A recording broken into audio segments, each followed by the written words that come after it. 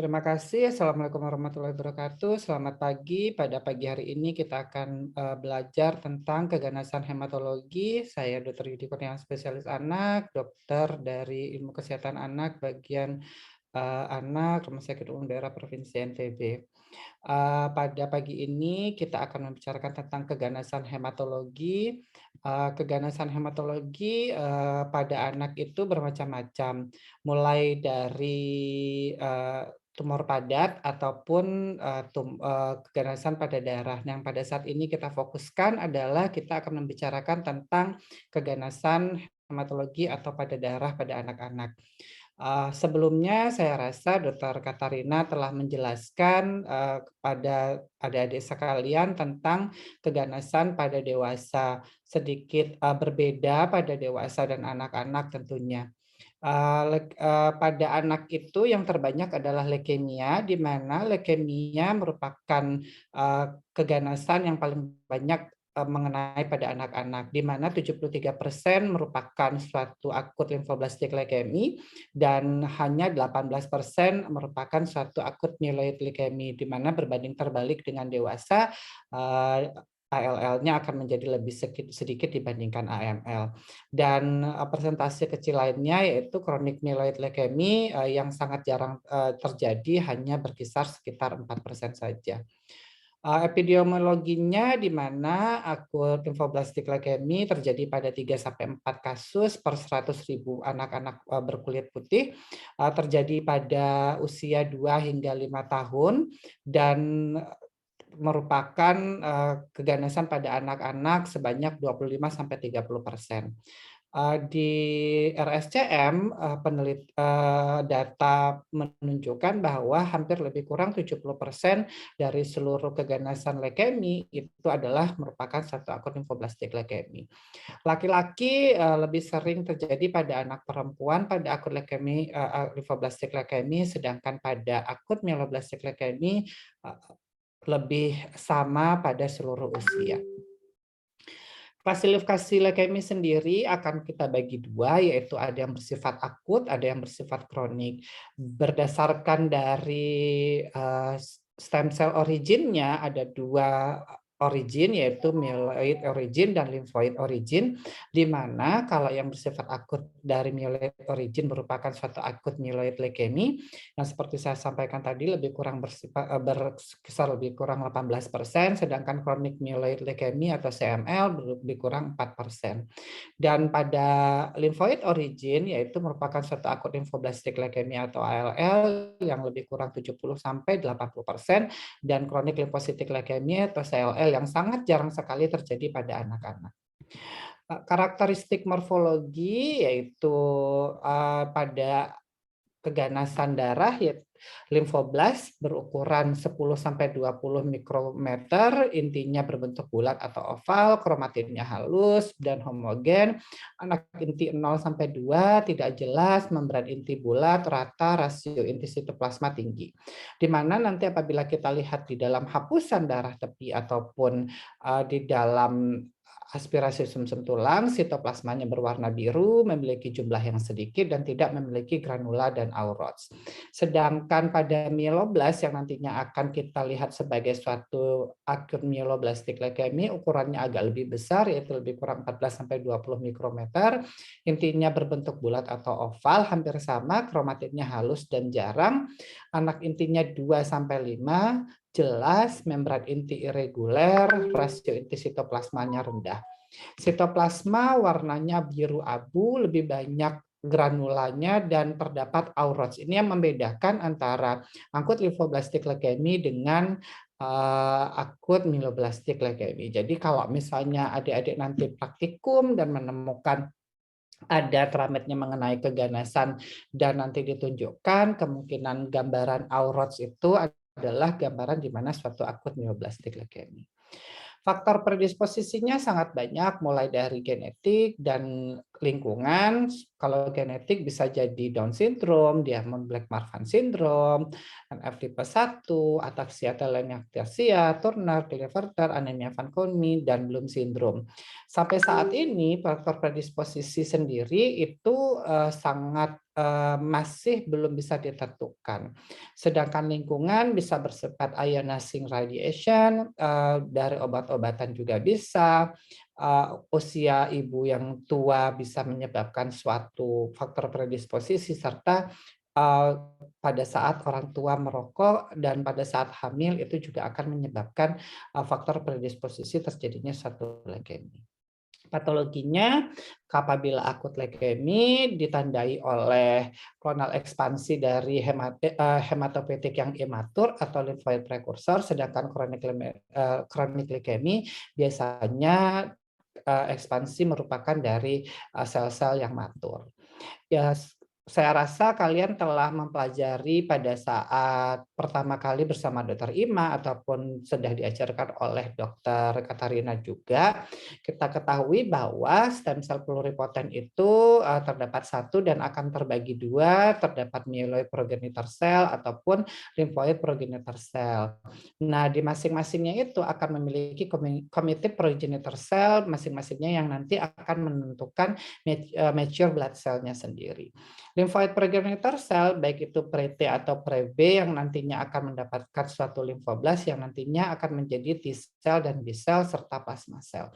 Sedangkan myeloid progenitor cell yang akan menunjukkan suatu pronomoblast, myeloblast, monoblast, dan megakaryosit yang nantinya akan menjadi sel eritrosit, neutrofil, monosit, eosinofil, basofil, dan platelet.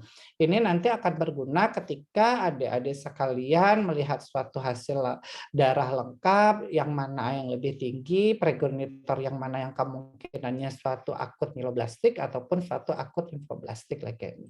Jadi ketika adik-adik setelah lulus menjadi seorang dokter umum, nantinya ketika mendapatkan suatu gambaran suatu darah lengkap bisa memperkirakan kira-kira bagian yang mana yang terdampak dan kira-kira diagnosisnya nantinya menjadi apa. Gambaran klinisnya biasanya sama antara ALL dan AML, bersifat general, ada demam, ada kelemahan, ada pucat, di mana apabila sampai ke dalam invasi sumsum tulang, maka akan didapatkan suatu anemia, neutropenia, dan trombositopenia. Maka oleh karena itu, terkadang kalau misalnya terdapat suatu anemia, akan terdapat pucat, gampang takikardi, dyspnea, dan terjadinya congestive heart failure. Ini bisa terjadi apabila kadar hemoglobinnya sangat rendah. Neutropeni kita ketahui sel neutrofil itu adalah sebagai suatu tentara bagi tubuh kita untuk menangkal suatu infeksi. Dan apabila itu menjadi rendah, maka akan terjadi suatu demam, baik itu demam biasa ataupun demam neutropeni. Trombositopeni yang terjadi biasanya adalah terjadinya petekie, purpura, gampangnya menjadi lebam-lebam, adanya perdarahan-perdarahan dari mukosa membran, dan terdapat perdarahan internal. Jadi apabila kalian menemukan berbagai macam hal ini, bisa kalian perkirakan kira-kira kemungkinannya seperti apa. Demamnya berapa lama? Biasanya pada penderita-penderita keganasan demamnya akan menjadi lebih panjang, gampang sering pucat, adanya lebam-lebam, nyeri otot, nyeri tulang, terutama tulang panjang, dan tentu saja apabila terjadi pembesaran organ baik itu hepar, lien, ataupun kelenjar getah bening. Klinikal manifestasi yang dari sistem limfoid seperti limfadenopati seperti yang saya sampaikan tadi, adanya splenomegali dan hepatomegali. Sehingga kalau misalnya kalian nanti menemukan kasus anaknya demam lama tanpa sebab yang jelas, kemudian terdapat pembesaran organ, kemudian dari gambaran darahnya mengarah suatu pansitopeni ataupun bisitopeni dengan organomegali, mulailah mencurigai itu sebagai suatu keganasan dan bisa kalian segera rujuk ke pusat rujukan. Gambaran klinis yang ingin saya tambahkan adalah yang terjadi pada leukemi, baik itu akut mieloblastik ataupun akut limfoblastik, yaitu 61% demam, hepatosplenomegali dan limfadenopati itu merupakan salah satu gejala yang setidaknya harus kalian temukan pada saat terjadinya keganasan, curiga keganasan, adanya perdarahan, baik itu petekia ataupun purpura, serta bone pain ataupun nyeri tulang itu sebesar 23%. Kemudian kalau misalnya dari laboratorium, kalian akan menemukan jumlah leukosit yang kurang dari 10.000, 10.000 sampai 49.000 ataupun bahkan bisa lebih dari 50.000. Serta HB-nya yang turun walaupun HB-nya tinggi itu juga masih bisa menjadi suatu pertanda sebagai suatu leukemi. Jadi kalau kalian melihat suatu leukemi itu kalian harus melihat dulu semua jenis yang ada di dalam hasil darah lengkap. Kemudian kalau misalnya manifestasi klinis dari invasi ke ekstrameduler bisa sampai ke susunan saraf pusat, bisa terjadi kejang. Kalau misalnya sampai ke genitourinary bisa terjadinya pembengkakan pada testis, adanya kalau misalnya pada sendi-sendi ataupun tulang bisa terjadi bone pain, kalau misalnya skin atau git bisa terjadi perdarahan pada tempat-tempat tersebut. Nah, ini kalau misalnya kita bikin jembatan keledainya, yaitu clinical features-nya bisa berupa childhood cancer, di mana si continuous fever, weight loss, di mana kita ketahui apabila demam panjang, kemudian penurunan berat badan yang tidak jelas, disertai dengan disertai oleh nyeri kepala, perubahan pada pagi hari dengan suasana muntah, bisa terjadi misalnya sudah sampai infiltrasi ke kepala, kemudian peningkatan bengkak atau nyeri pada tulang, pada persendian, ataupun baik itu di punggung ataupun di kaki, kemudian adanya massa pada abdominal, pada leher, pada dada, pada pelvis, ataupun pada ketiak. Jadi kalau misalnya memeriksa pembesaran kelenjar getah bening, itu harus diperiksa semua, jadi bukan hanya yang terlihat, jadi bukan hanya di leher saja. Kemudian adanya perkembangan dari rash, adanya tanda-tanda perdarahan, atau adanya tanda-tanda lebam.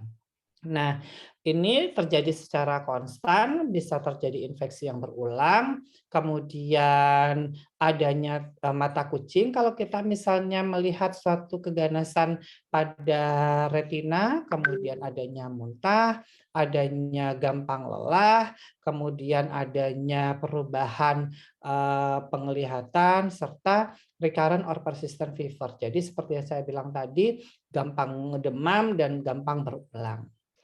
Klasifikasi dari keganasan pada darah baik itu leukemi ataupun leukemia akut limfoblastik ataupun leukemia mielositik akut itu bisa berdasarkan FEB klasifikasi morfologinya L1, L2, L3 kalau pada leukemi ALL ataupun M0 sampai M7 pada AML.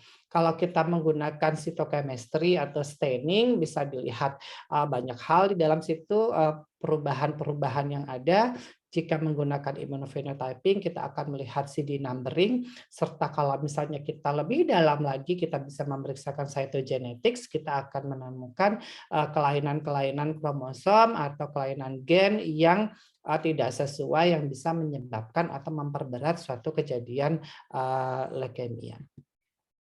Ini gambaran sitologi dari leukemi ALL. Jadi kalau misalnya nanti dapat dibagi L1, L2, L3, mulai dari ukuran selnya, bagaimana kromatinnya, bagaimana bentuknya, ada nukleolis atau tidak, kemudian bagaimana jumlah sitoplasmnya sendiri, bagaimana gambaran sitoplasma basofilnya, dan bagaimana adanya vakuolisasi dari sitoplasmik. Jadi adik-adik bisa melihat gambaran L1, L2, dan L3, nanti bisa dibaca. Nah, ini kalau secara gambaran yang tadi kita lihat itu, di mana L1 itu yang mana limfoblastik leukemi dengan struktur yang homogenus. Dilihat gambarannya hampir rata dan sama. Ya, frekuensinya lebih kurang 25-30% pada dewasa, sedangkan pada anak-anak 85%.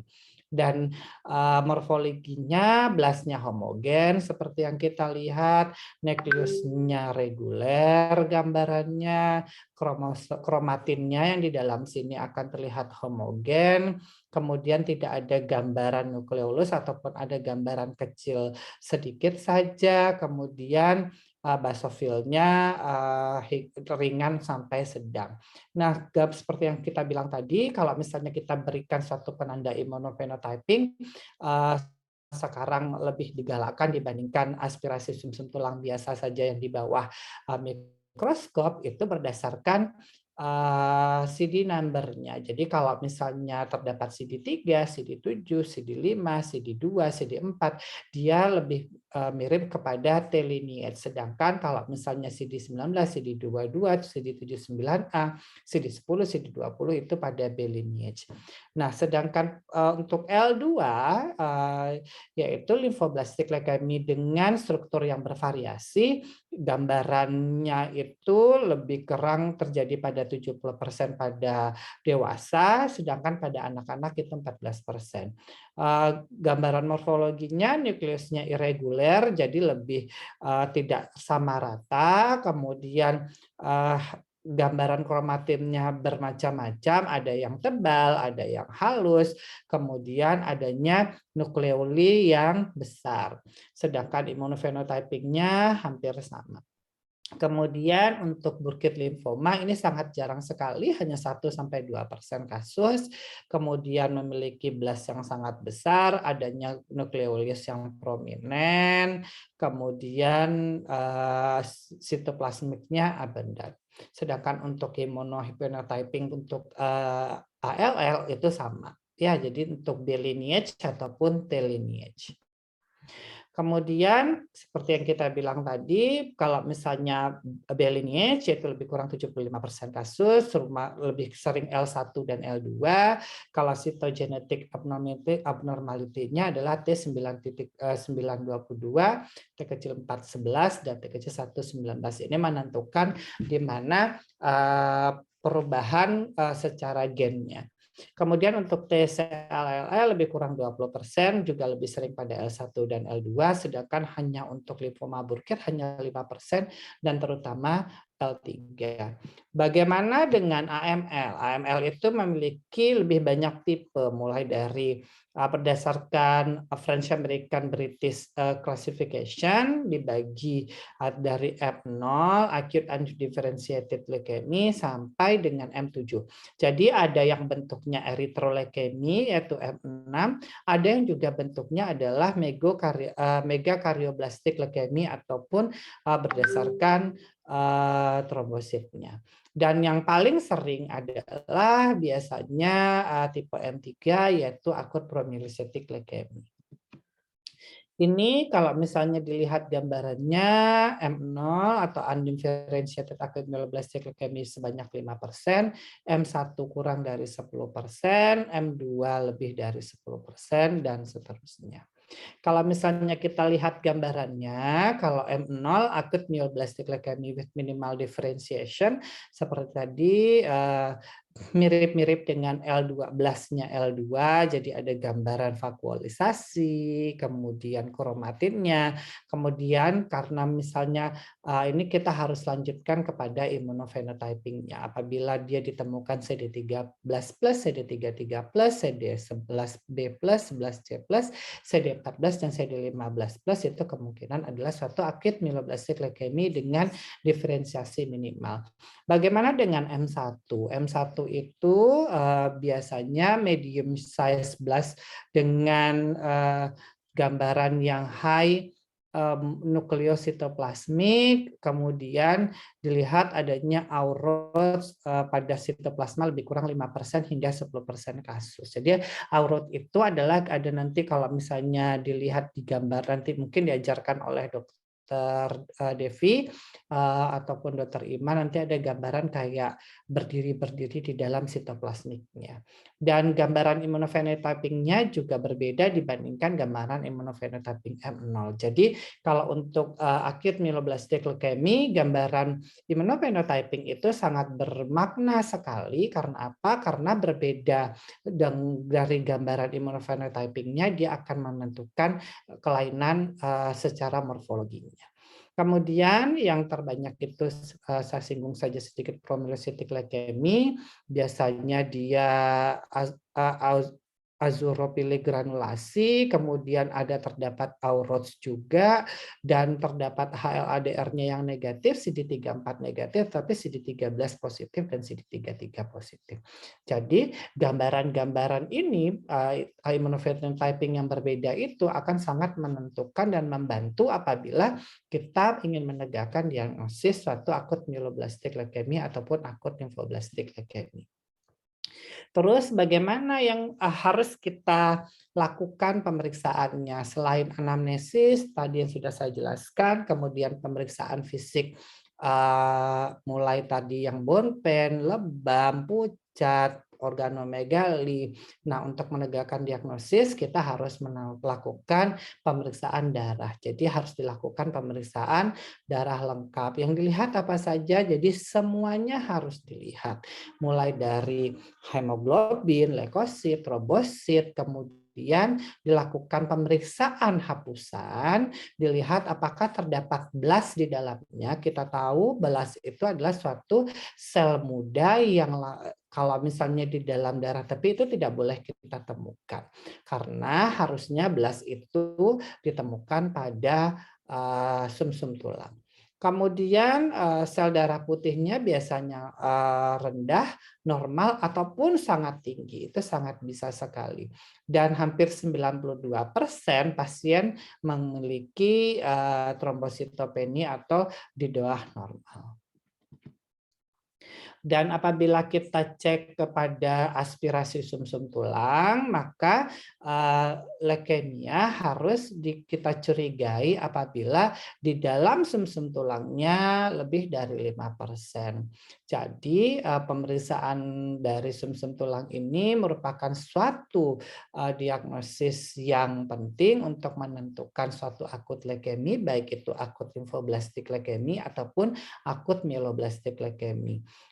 Dan ini untuk saat ini sekarang selain bone marrow yang dilihat di bawah mikroskop secara biasa, kita juga harus menentukan secara immunophenotyping. Ini adalah sedikit yang kalian perlu tahu saja. Kita tahu bahwa kalau misalnya leukemia atau keganasan pada anak itu merupakan kompetensi dasar merupakan kompetensi 2. Jadi adik-adik tidak perlu melakukan bone marrow tadi, tapi prinsipnya kalau misalnya kalian pernah menonton bagaimana melakukan tindakan intraoseus, itu hampir mirip sebenarnya. Posisi pasien itu bisa bermacam-macam, mulai dari yang tengkurap ataupun posisinya miring.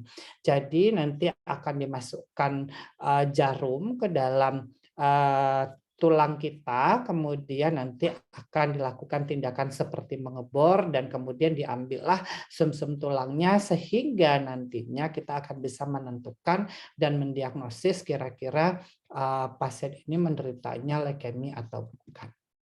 Nah, ini gambaran perubahan dari sumsum tulang. Kalau misalnya gambaran yang normal seperti ini, dan kalau misalnya kita melihat gambaran sumsum tulang yang dipenuhi oleh blast, jadi kelihatan seperti yang tadi, ini karena memang kecil gambarnya, nanti gambarnya kan mulai kelihatan biru-biru yang lebih tua, kemudian ada gambaran entah di situ nanti ada gambar aurat atau tidak, nanti itu yang harus dilihat pada saat kita melakukan pengambilan sumsum tulang.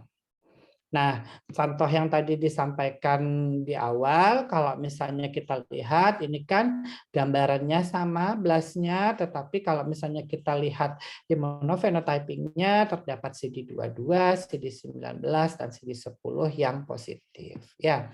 Nah, kalau pada akut promyelocytic leukemia, dilihat ini gambarannya hampir sama, tadi kan hampir mirip, terus dilihat ada CD34 yang positif, CD13 yang positif, CD117 yang positif, di mana CD33 yang terlihat jelas gambarannya, HLA-DR yang negatif, kemudian CD64 yang positif. Ini merupakan suatu penampakan atau suatu alat diagnostik yang kalau misalnya kita lihat di suatu pemeriksaan, nanti mungkin akan dijelaskan sedikit oleh Dr. Devi atau Dr. Ima tentang pemeriksaan ini. Jadi kalau selain kita melihat sumsum tulangnya, kita juga harus melihat imunofenotyping-nya, di mana kalau misalnya seperti yang di awal saya sampaikan tadi, gambarannya seperti ini, suatu APL atau M3, tentu saja penanda-penandanya harus dilihat juga apakah benar dia satu M3 atau bukan.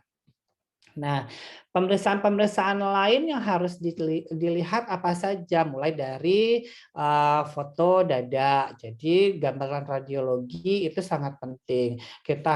Kenapa kita lakukan ronsen dada, kita akan melihat adanya mediastinal tumor atau tidak. Apabila dia melebihi 2/3, misalnya kita temui satu tumor mediastinum lebih kurang dari 2/3-nya dari dinding dada, kemungkinan dia salah satu keganasan. Perlu kita lihat kimia darahnya, adanya elektrolit, adanya ureum, kreatinin, fungsi hepar, kalau perlu fungsi imunoglobulin, tapi kita jarang melakukannya.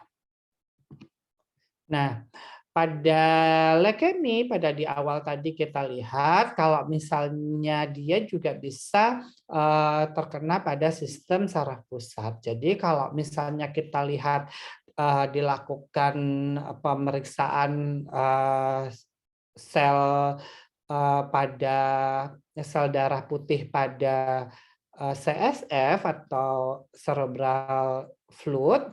Jadi kita akan lihat kalau misalnya dia kurang dari 5 leukosit per milimeter kubik dan tidak ditemukannya blast, dia CNS1. Sedangkan kalau misalnya dia lebih dari 5, dia merupakan CNS3 dan itu suatu tanda yang sangat tidak baik pada penderita leukemia. Nah, bagaimana terapi pada keganasan pada anak ini, terutama baik itu leukemia, akut limfoblastik leukemia ataupun akut mieloblastik leukemia? Ada banyak protokol yang telah diterapkan, tetapi untuk Indonesia sendiri sudah menerapkan protokol secara nasional yang terdiri dari fase induksi, kemudian konsolidasi, dan continuation atau maintenance.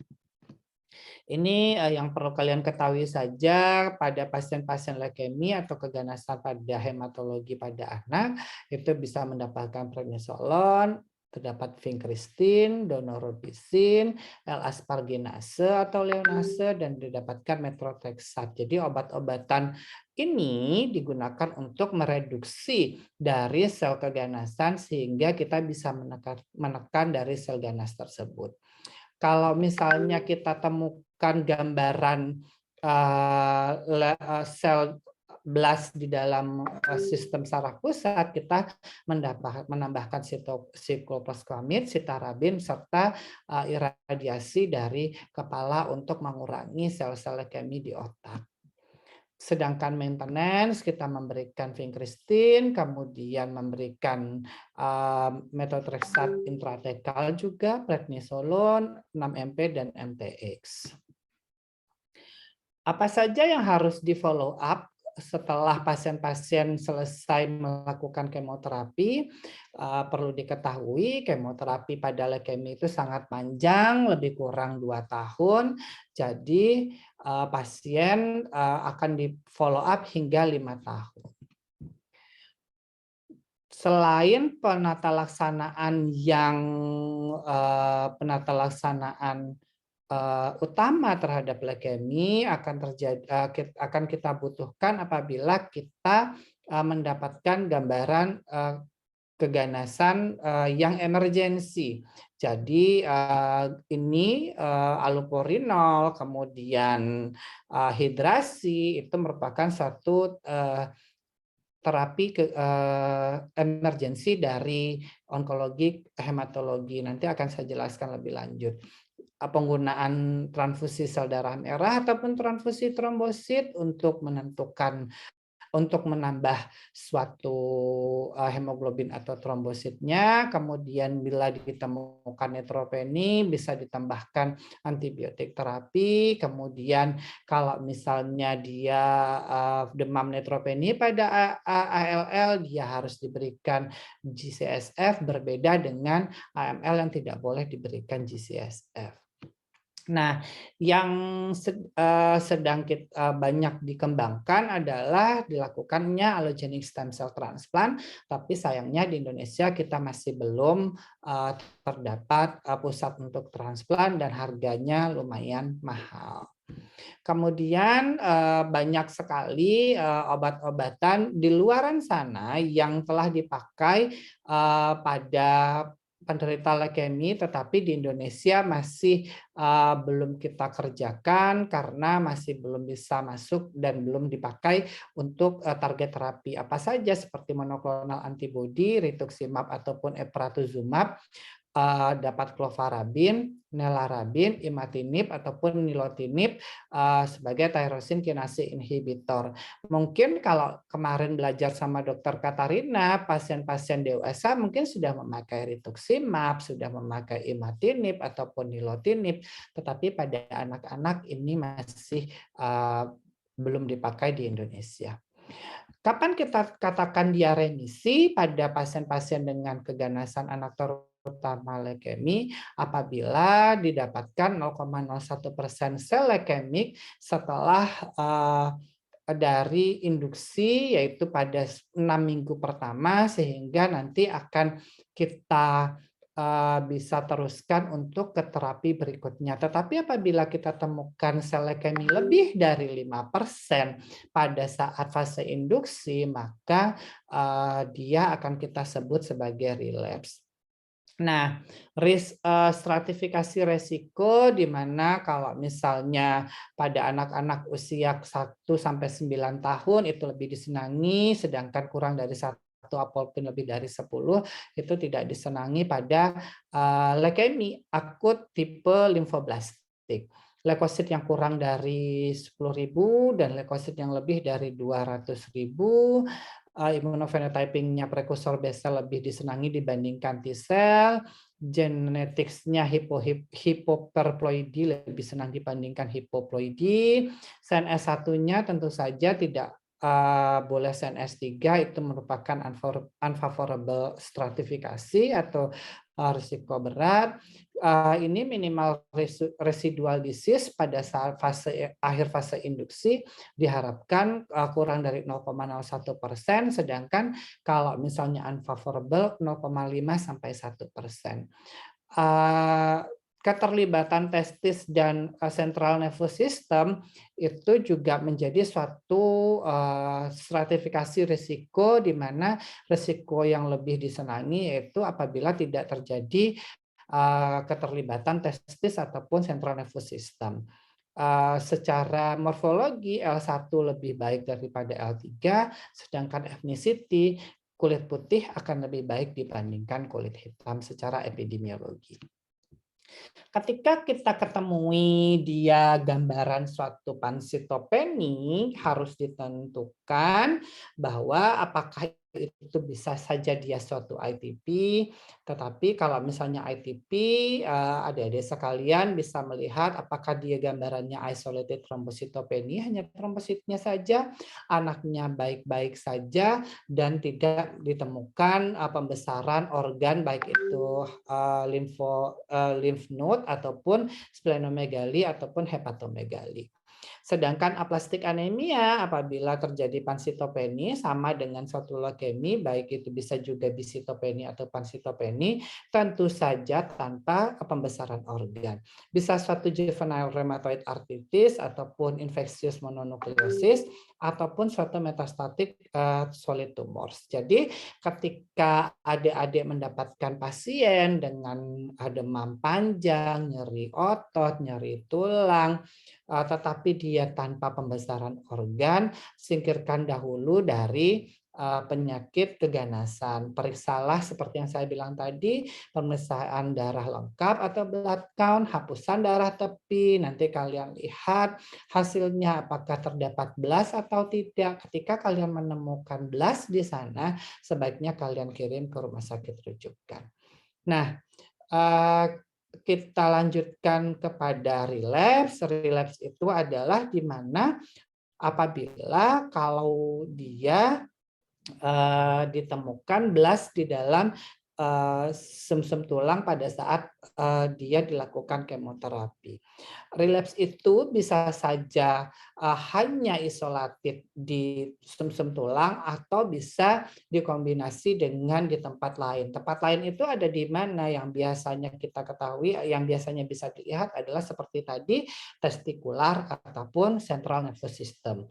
Kapan kita mengetahui central nervous system-nya terlibat? Dia terlibat ketika kita melakukan kemoterapi intratekal, kemudian kita periksakan cairan cerebrospinalnya dan kita akan lihat di situ seperti yang tadi apakah dia melibatkan sel darah putih di dalamnya atau tidak, adanya blast atau tidak. Sedikit saja tentang oncologic emergency.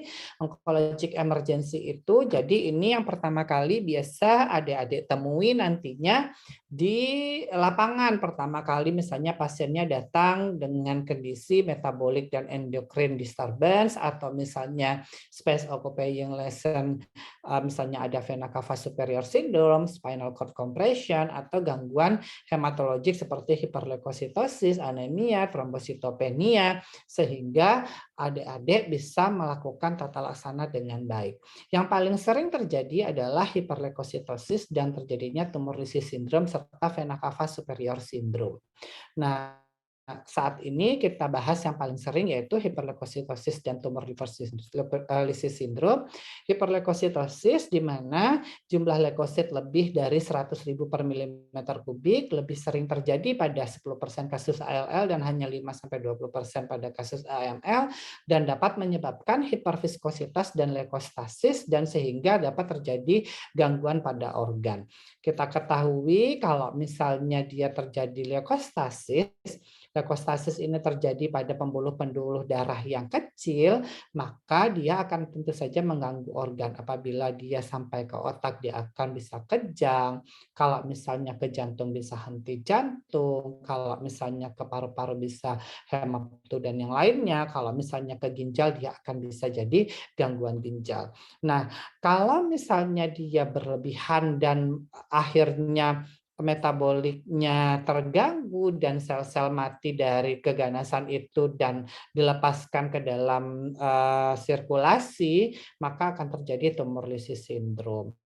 Yang perlu diperhatikan pada tumor lysis syndrome, jadi ketika dia hiperleukositosis, adik-adik harus perhatikan pemeriksaan lengkap, baik itu darah lengkap, asam urat, elektrolit, gula darah, urinalisa, supaya biar bisa ketahuan apakah terjadi hiperkalemi, hiperurisemi, ataupun hiperfosfatemi. Kemudian apa yang harus dikerjakan ketika misalnya adik-adik misalnya ketemu pasien dengan hiperleukositosis ataupun tumor lysis syndrome. Jadi sebelum merujuk harus bisa dikerjakan, bisa dilakukan hidrasi dan alkalinisasi. Cuma saat ini alkalinisasi itu menurut beberapa jurnal sudah tidak begitu dipakai, tetapi ada harus melakukan hidrasi yang baik dan benar. Hidrasinya adalah bisa menggunakan 3.000 per meter square dalam satu kali 24 jam ataupun bisa menggunakan 1,5 kali kebutuhan. Bisa diberikan diuresis menggunakan furosemid ataupun mannitol apabila pasiennya memiliki oliguria dan tidak responsif terhadap furosemid dan peningkatan hidrasi.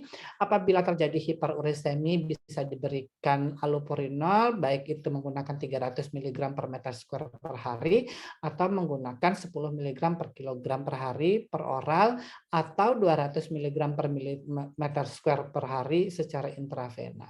Kemudian bisa dikerjakan leukocyte reduction, tetapi ini dikerjakan di rumah sakit. Transfusi dikerjakan apabila dia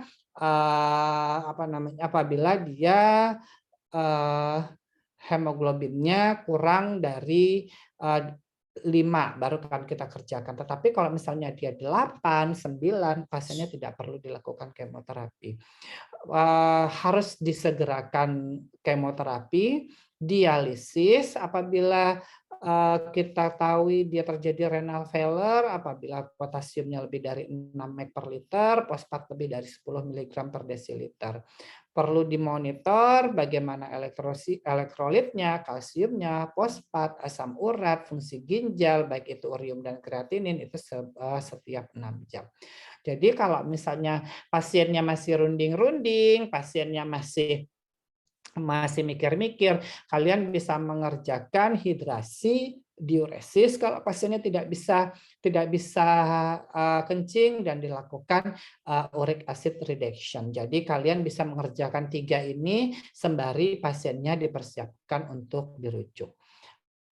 Saya rasa sekian, terima kasih. Jadi yang perlu saya ingatkan adalah di mana keganasan hematologi yang terbanyak pada anak itu adalah suatu leukemia.